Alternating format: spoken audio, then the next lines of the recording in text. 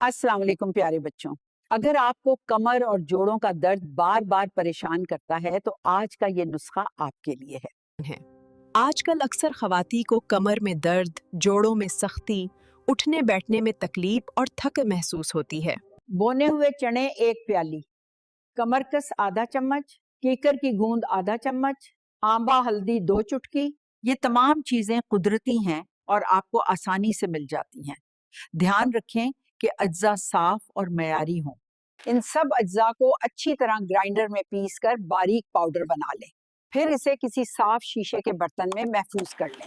इस्तेमाल का तरीका ये है कि सुबह नाश्ते में 1 चम्मच चाय के साथ लें और रात को खाने के बाद 1 चम्मच नीम गर्म दूध के साथ। ये एक कुदरती तरीका है, अक्सर आराम मिलता है, लेकिन हर फर्द पर असर मुख्तलिफ हो सकता है।